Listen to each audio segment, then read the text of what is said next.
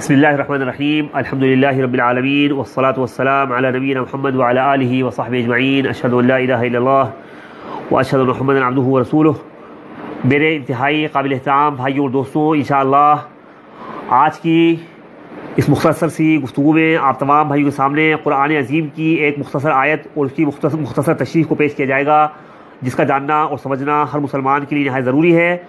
ये सूरत यूनुस की आयत है। इसमें अल्लाह का फरमान है,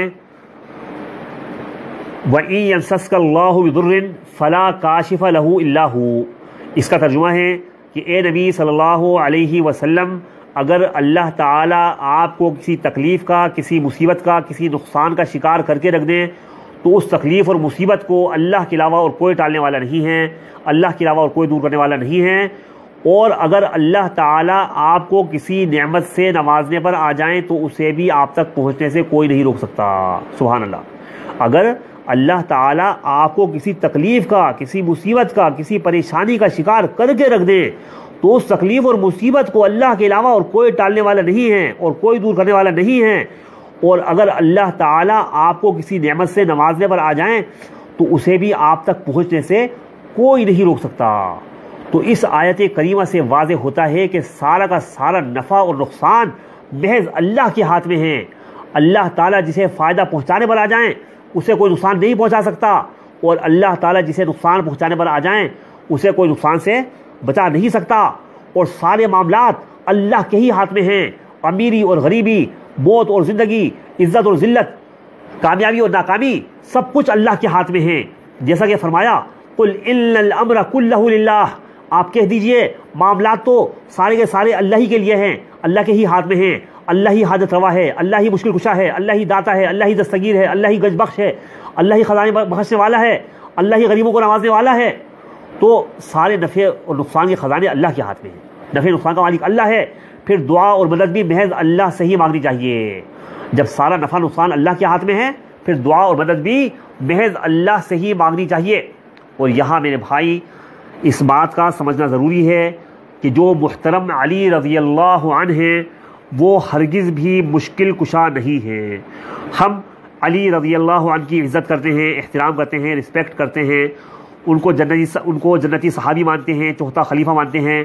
हमारा यकीन है कि अल्लाह को, रसूलुल्लाह को अली से मोहब्बत थी और अली को भी अल्लाह से और रसूलुल्लाह से मोहब्बत थी। तो हम तो अली के चाहने वाले हैं, अली के मानने वाले हैं, अली पर सलाम भेजने वाले हैं। मगर हम कहते हैं कि अली मुश्किल कुशा नहीं है, और जब वो मुश्किल कुशा नहीं है फिर उन्हें मदद के लिए पुकारना भी जायज़ नहीं है। और जो भी जाहिल या बेअक्ल और नासमझ लोग मुहतरम अली को मुश्किल कुशा कहते हैं या समझते हैं, तो उनसे कह सकते हैं, उनसे पूछ सकते हैं कि देखो, मुश्किल कुशा उसको कहा जाता है जो कि तकलीफ़ों का टालने वाला होता है, जो कि तकलीफ़ों को दूर करने वाला होता है, मुसीबतों से निकालने और बचाने वाला होता है, उसको कहते हैं मुश्किल कुशा। और मुहतरम अली पर उनकी ही ज़िंदगी में उन पर ही कातिलाना हमला हुआ, जिसमें वो शुरू में शदीद ज़ख्मी हो गए, बाद में ज़ख्मों की ताब ना लाते हुए शहीद भी हो गए। और मुहतरम अली अपनी ही ज़िंदगी में अपने ही ऊपर होने वाले कातिलाना हमले को रोक नहीं सके, अपने ही आप को शदीद ज़ख्मी होने से और शहीद होने से बचा नहीं सके, अपने आप को कब्र में जाने से महफूज रख नहीं सके। फिर वो मुहतरम अली कब्र में चले जाने के बाद दूसरों के लिए मुश्किल कुशा कहाँ से हो सकते हैं, कैसे हो सकते हैं? हरगिज़ नहीं हो सकते।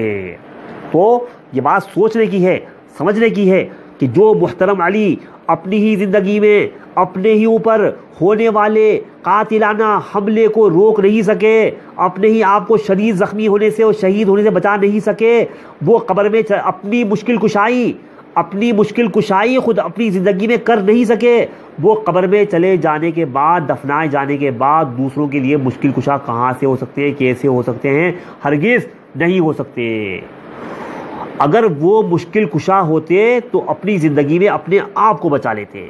अगर मुश्किल कुशा होते तो अपनी शहादत के बाद अपने बेटे हुसैन को बचा लेते, जबकि उन्हें करबला के मैदान में शहीद किया जा रहा था।